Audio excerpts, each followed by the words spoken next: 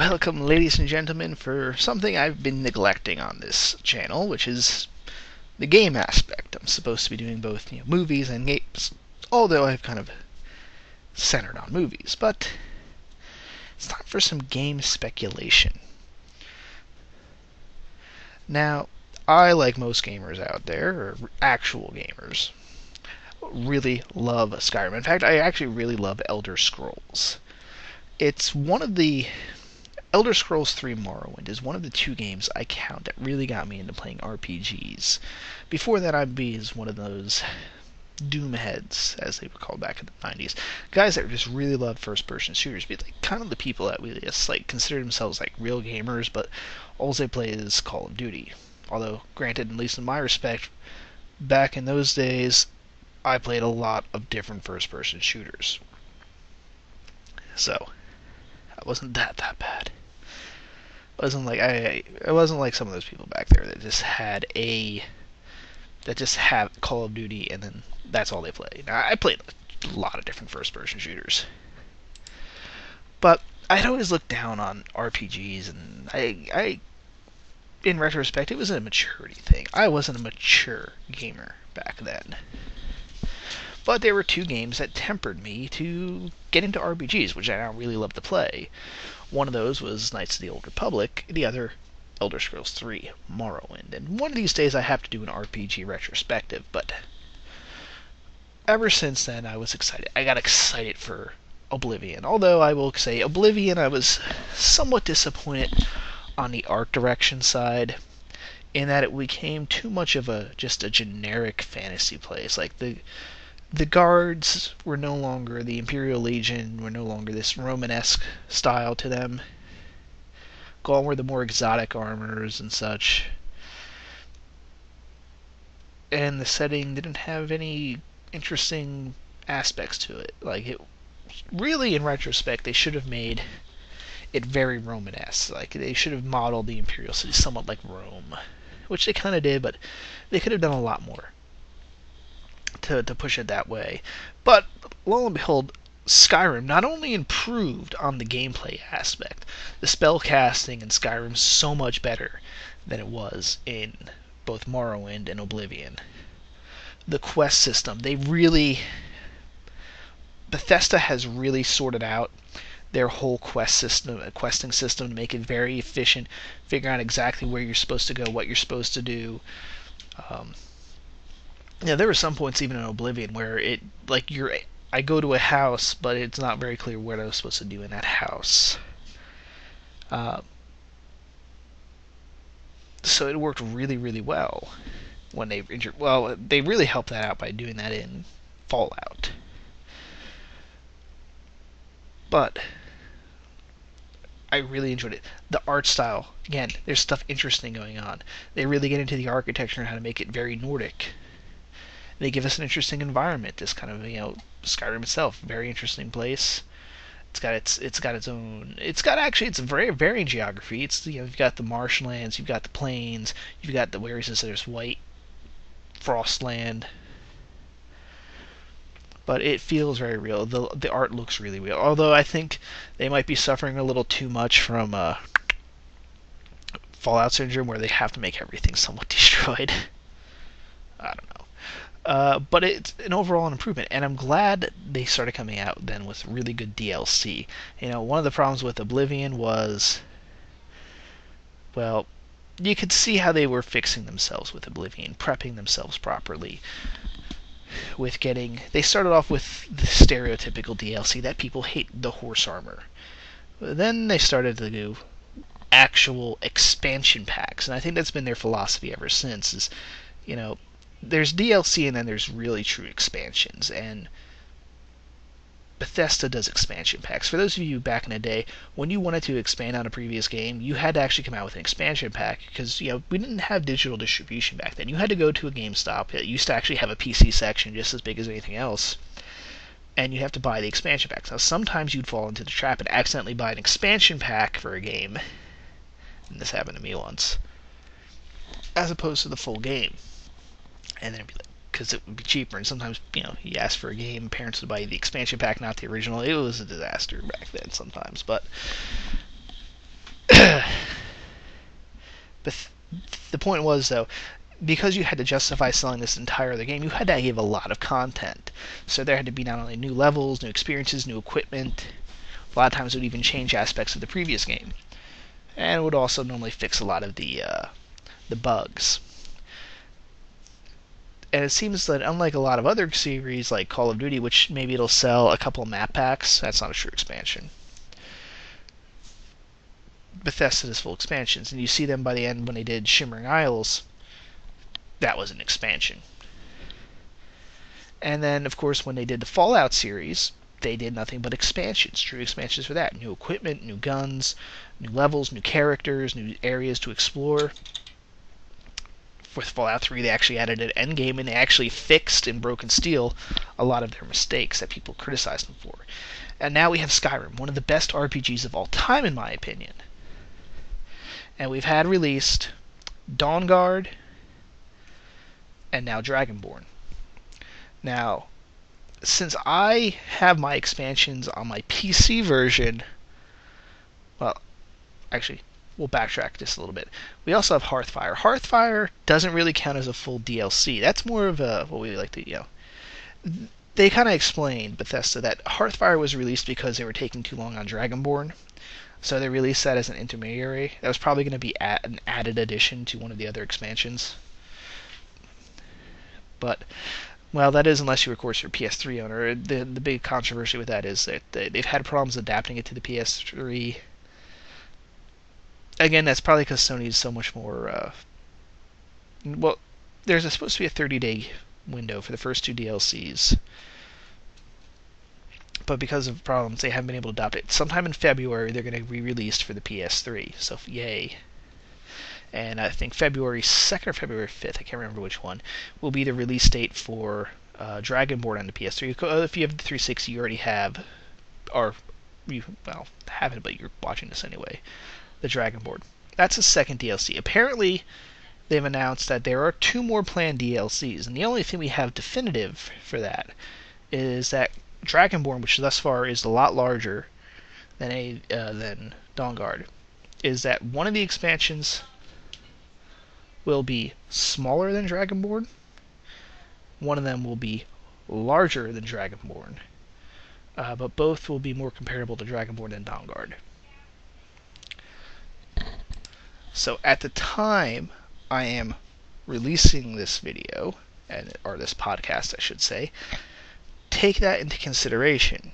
If this is being recorded on January 19th. So if there's new information, they're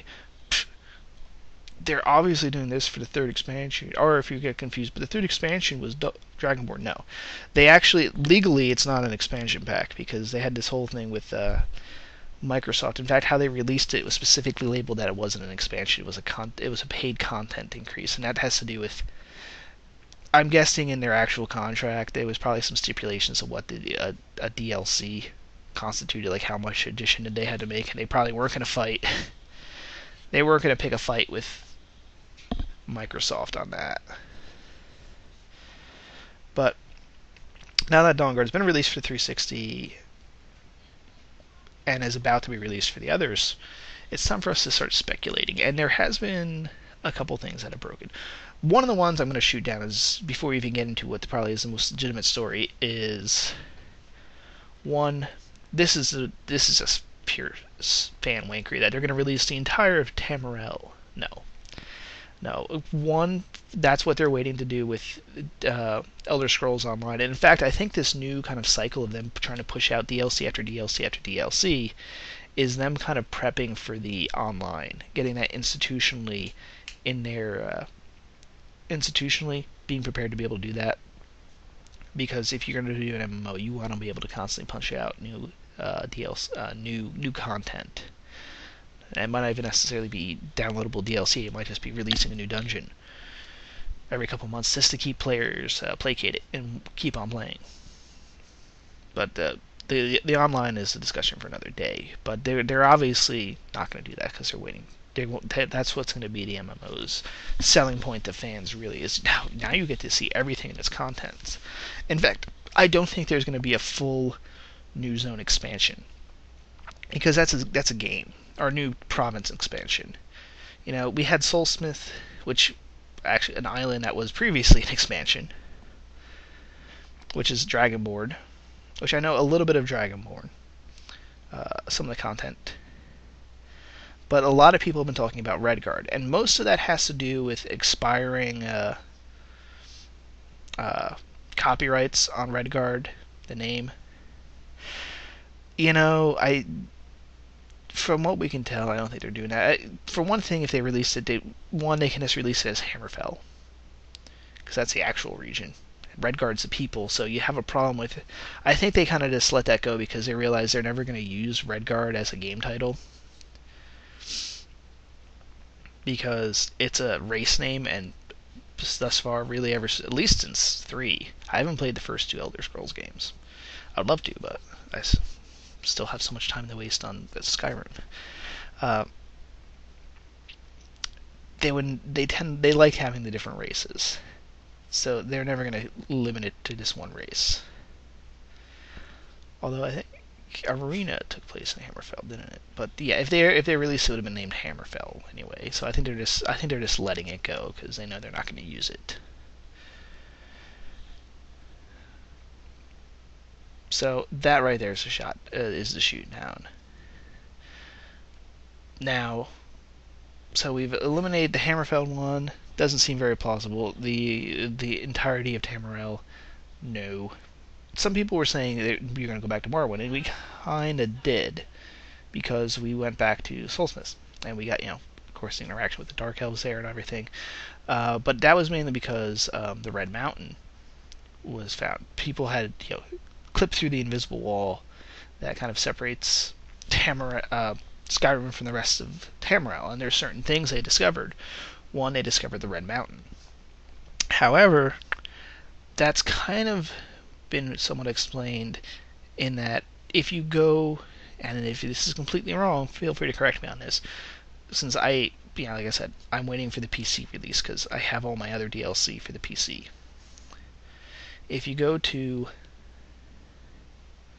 Soulsmith, you can see the Red Mountain from parts of Soulsmith, and I think that was put in. One, they had the idea they were going to do that, and they wanted to have the actual mountain in there.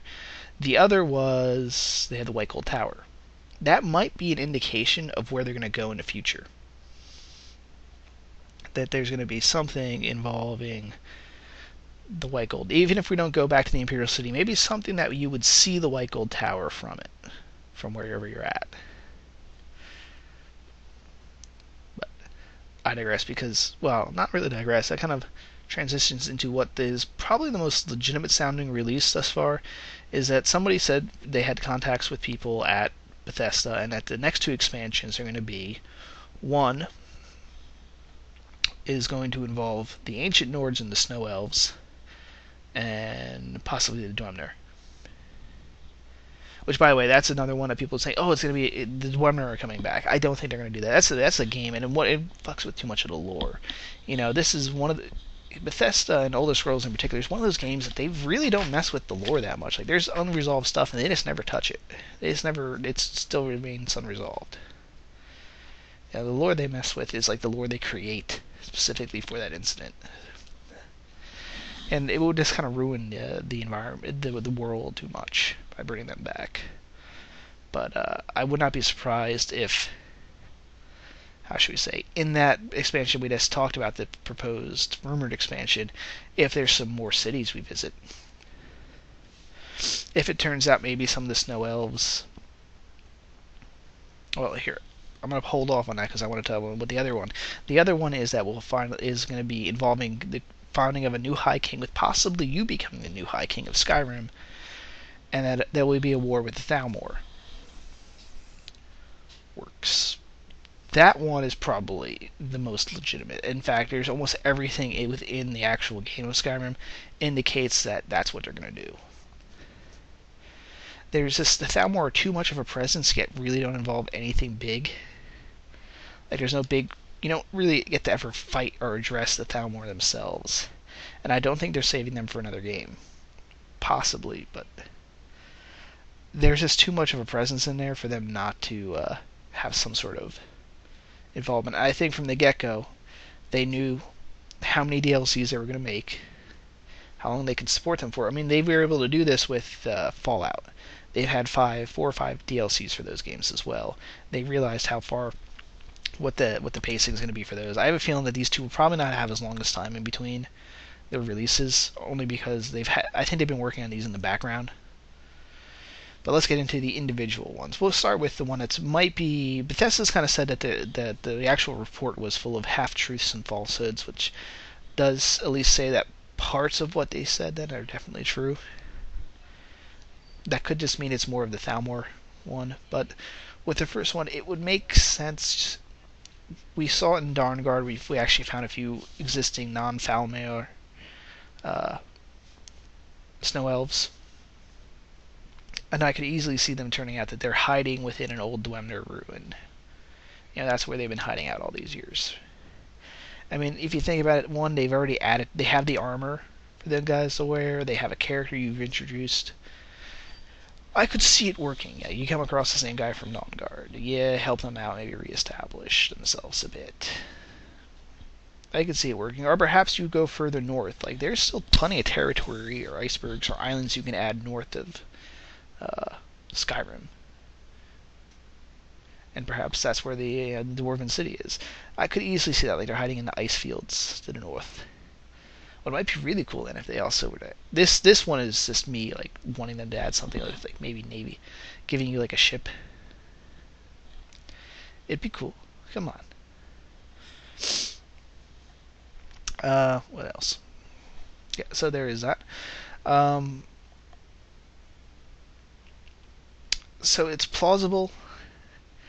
There's not as much in the games to indicate what it might... Even that report was kind of vague about exactly what it would involve. Maybe some time travel aspect. If that might be, if there's a time travel thing. So they kind of pull a Operation Anchorage thing. But, I don't know. People were somewhat disappointed by Operation Anchorage. Because it was kind of this, like, you do the DLC and then it's over. There's no repeating it. I remember doing that. It was... But, we I don't know, maybe. There might be something there. They might make it a permanent time portal so we can travel back to like a particular area. We got whenever we want. Might work. That might work. Now the bigger one, this is probably what they're talking about, is the High King DLC, as some people have named it. Which it seems they're definitely going that way. I can almost guarantee you that's what they're eventually doing. That's going to be their endgame DLC. The idea with this is that after you complete the Civil War quest line, this one will start kicking in. Who knows, maybe they'll also have it where you have to complete the main quest line as well. So once you finish both, like this is all endless. I hope that's what they do, is they make it, because one, it'll help make a lot more sense for what some people have complained about. If they make it, you have to finish both the endgame DLC, or not the main quest the main quest line and the Civil War. And then this expansion kicks in. At least plot-wise, maybe some of the equipment you can find earlier.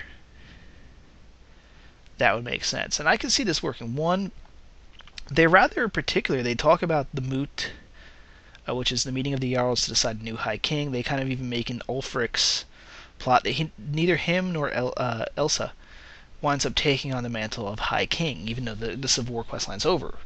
They actually are rather particular in pointing out that, no, I'm not High King yet. You figure that wouldn't be that hard to do, add in. And it seems a little... They talk about the politics of the Moot a bit, why is it necessary. All that line's added in seems to indicate that they've intended for this the entire time. Now the big question is, who's going to be the High King? Is it just going to be whoever wins the expansion? I'm kind of leaning more towards you get to take the mantle of High King. And hear me out on this. One...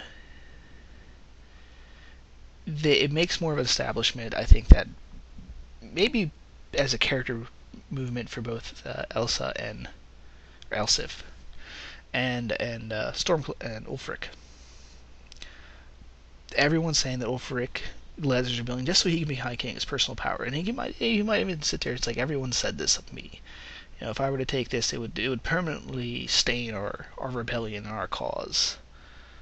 So by me not taking High King, I legitimize it for all time. Everyone else left in Skyrim will realize that I actually was genuine in my beliefs. Certainly makes him much more heroic, and would be legitimate, right? Most of the people that disagreed with, Ulfric would disagree because they thought he was playing his own personal game for power. Meanwhile, Elsif, throughout the story, especially if you do her quests for her, she kind of seems to be somewhat self-aware that she's being somewhat of a puppet. And so you could see her making some sort of dramatic move at the moot to nominate you, the Dragonborn, to be the new High King. One, because you're obviously more of a man of action, you've got the respect of everyone, you're the war hero, and even the Imperials will be willing to take you because you fought for the Imperial side of the war. You've joined the Imperial Legion, in fact. That would be quite the move. So you could, and again, it would probably, she would want to do it because she wants the strong Skyrim. So I'd say that would work. Who knows? Maybe you even get the chance to marry her. Maybe that's how you become High King, is you actually wind up marrying Elsif. I don't know, but the big thing people complain about for that is one of two things. The first one, I can't believe people are actually making that claim when they're playing this game, is that oh, I don't want to sit around on a throne all day. Like they would actually make you do that. Oh, well, you become king now. You just have to sit back and fill out paperwork all day. That's what the game becomes. Paper office work is Simulator 2013. No, come on. I became the Archmage of the College of Windhome. Technically, you figure that would just be sitting there doing administrative stuff for the school, making sure we got all the supplies, teaching classes. No! You don't do any of that shit. In fact, people still send you on stupid fetch quests, the same stupid fetch quests you did before. Occasionally they'll just go, Archmage, it's an honor to be with you. By the way, can you, the toilets are a little clogged. Can you get that fixed? Like, can you fix those, please? So I think it's quite established. Even if you become High King, you can still go out and do your adventuring. You can still do your questing. In fact, just because you're High King doesn't mean everyone's going to recognize who you are. This is not like the modern day where there's CNN. So you could probably sell that off, that you're, it's just that it's another level thing where maybe now you can really do whatever the hell you want to the citizens, and the guards will be like, well, you are High King, so I guess we don't do that. Or they could, the Jarl, especially with the administrative thing, it seems like the Jarls really run all the day-to-day business in their holds. The High King doesn't have a whole lot to do unless he himself is a Jarl. He's got to run his own business. But that's the other point people are trying to make, is that the kid in Dragonborn yet, he's not a Jarl. Well, for one thing, Bethesda has no problem kind of rewriting some of its own rules within the mythos. And there's really not... The establishment for that was kind of like one of the books, but at the same time, I've already seen people kind of counter how that might just be an observation. And besides, all they have to do is, somewhat tradition be damned, or they'll pull off the even more technicality. It says you must be of noble blood. What is more noble than the blood of a dragon? Dragonborn. Which basically is kind of the excuse. Are they really going to deny you? Because you're basically almost a deity by the end game. You are the slayer of dragons. You are the dragonborn. You are literally part of the religion. You are promised as the savior of Skyrim. You've actually slain the god of destruction. It's kind of hard for them to argue that you are not in some form of noble blood. And you know what? Even if, especially, and this is why I said if it's after the main quest line, and you kind of can be seen as now like the leader of the dragons, they might go, well, he is Jarl. He is Jarl of the Dova. He rules the dragons. He's Dova. He's the Jarl of the skies. Especially since you can now ride a dragon. So there is that. That right there kind of really, I think, establishes that there's a you can make him a Jarl.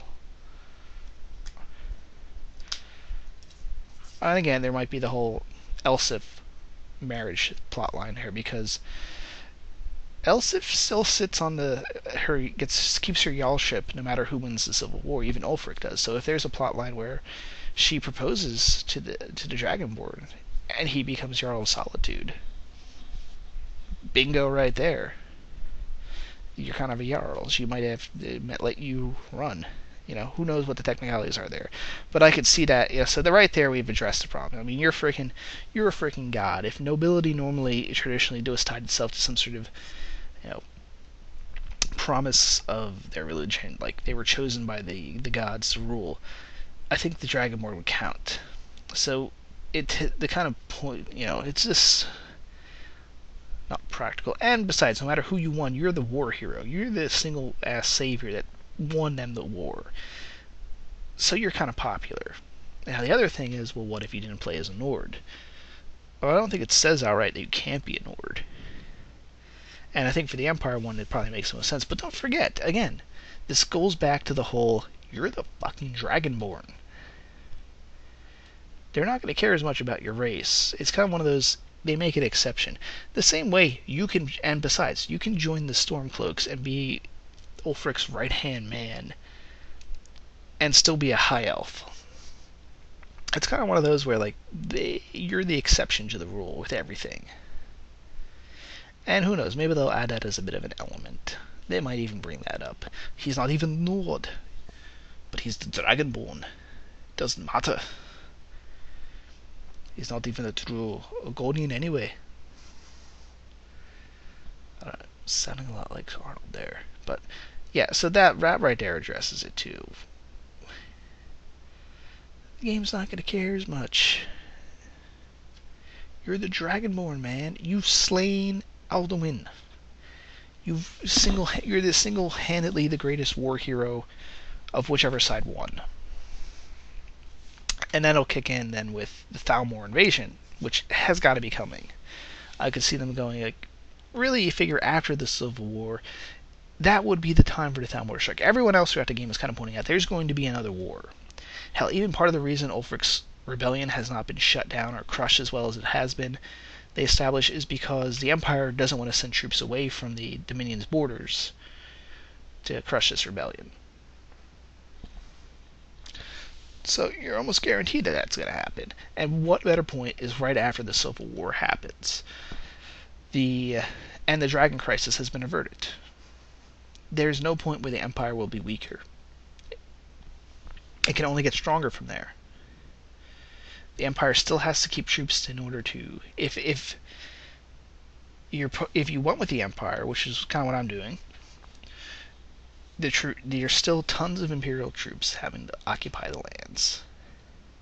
You've exhausted a huge chunk of the supply of available manpower from Skyrim who joined the rebellion, and therefore can't be trusted, or have been killed during the war. Now, if you were to Stormcloaks, the Empire is weakened, but Ulfric can be... The Aldmeri Dominion wants to rule over all the lands of men, so we have to fight the Aldmeri. We're not joining the Empire, we're fighting the Aldmeri. Or the Thalmor. Well, actually, they're one and the same. So that could be the excuse there. They know who is coming. In fact, I think if you do the quest if you do the main quest before the end of the Civil War quests, they actually had that peace conference, and he kind of points that out. Ulfric kind of says, the Thalmor aren't at war with you. And he's like, not yet. So, everyone kind of knows the Thalmor are the ones that are causing all the real problems. So there's no love lost there. So you can make the excuse, and I don't think I even have to explain why. If the Skyrim breaks away is completely free from the Empire is severely, severely weakened, then it's time to invade. And you can maybe make the point that they're making the Thalmor's main army is making a beeline for Skyrim. For whatever reason. Are you going to say that the Imperial City has fallen, but the troops are still fighting? They broke through too fast, but we're going to hold them, and maybe you invade northern Skyrim. Or invade northern Cyrodiil. And you kind of confront them there. And that might be the excuse. Maybe why they have the White Gold Towers. If you're in parts of Cyrodiil, you can see the tower out in the distance. Or maybe you actually will go there. Who knows, maybe you'll be proclaimed emperor. But I could see them there crushing the Thalmor once and for all, and possibly then you kind of like reestablish the Empire. Now again, this people kind of will complain, well, how are you going to, if you're not, that's gonna be hard to write, and because it depends on what your character is, and here's the excuse how you can get around that writing wise in a future game. Is you can just put, by decree the Emperor made it that his race shall not be mentioned because he rules over all of Tamriel. So he's just referred as the Dovahkiin Emperor. Bingo! There you go. That's all they have to put down. Is that after the game, if you became an Emperor, or even if you became the High King of Skyrim, they really don't have to worry too much about mentioning that stuff. And even when it comes to descendants, because you're going to go, well, the descendants of the throne should be whoever you are. Heartfire comes into play then, because you could adopt. And all the kids you can adopt in Skyrim are all Nord children. You can't adopt an Argonian child. You can't adopt a Dark Elf child. So they can make it that, and who came to the throne after you? Your adopted child. Bingo. Done. Which is, actually, I would love if they had that, because then that adds for a really cool story then for the players to look back, because again, or they can just make them that they took on Imperial, like Talos took on Uriel Septim as his Imperial name. So if they want to give everyone names, they can just say, well, they took the Dragonborn and his children took on Imperial names to rule for. That works, but it's gonna be kind of cool, and it has a story. Like in my main playthrough here of Skyrim, I adopted the Sophia from the Winterhelm, because why the fuck not? And that adds a cool little like story. Then you the player can be reading in between the lines, if whatever the next book is, that that's kind of a cool story, because I adopted her as an orphan living on the streets, and she later became an emperor. So that's kind of a cool thing to have. Or who knows if they're even going to do a new one, because they're coming out with online, and one of the fears people have are that there's not going to be any more single player Elder Scrolls. I don't think that's going to be the case. I think there's not going to be one for a while, and they've kind of already indicated they're going back for something else with Fallout, and I had a feeling they were going to do that, where it's going to go a rotating basis with their RPG studios, where they've developed new technology, they apply it to one game, then they apply that to the other game, they develop new technology, they apply it to one game, they apply it to another game. So I think we're going to be seeing a new Fallout, and then hopefully by the time they come around to another Elder Scrolls, the MMO has been out for a while, and it's kind of maybe getting old. Plus, I don't think the two are necessarily mutually exclusive, especially if they're doing free-to-play. Although it would be kind of difficult, but it's something you can experiment with. But who knows? Maybe they kind of realize what the life expectancy is for an MMO, and therefore they're gonna just go with the assumption that, well, they're either gonna do one or two things. They either realize that maybe people that really like to play Skyrim a lot don't necessarily play a whole lot of MMOs, and that people that play MMOs don't play the single player RPGs as much. I mean, I don't know. I don't have the sales data for that, or market research data for that. But if that's the case, then it would probably still go for both. If not, maybe they realize that there's a life expectancy for their MMO, and they're just going to plan that by the time the new Elder Scrolls comes out, the MMO will be kind of going into its twilight anyway. If that's the case, that's just a good marketing strategy, where you anticipate the actual end of your MMO. They accept that it's going to not last forever, but they're still going to make a ton of money in the meantime. That's fine. But the MMO is a story for another day. Anyway, that's my thoughts on the future DLC. I'm sure within a couple months, or at the very least by E3, we're gonna find out more. I like it. I wouldn't be surprised if we find out the next DLC comes out in the summer sometime. That's my prediction. Again, if this is in the future and everything I've said is proven wrong, oh well, I'm making this with almost little to go. But people are kind of been talking about it a lot, about what is the future DLC going to be. And I'm leaning more towards, at least with the Thalmor one. Who knows what the other smaller one might be? They might just pull something completely out of their ass. I mean, the other one they've been talking about, people, is going to Oblivion, but they kind of do that in Dragonborn. So I think we've done that part then. Anyway, that's it for now. Signing off.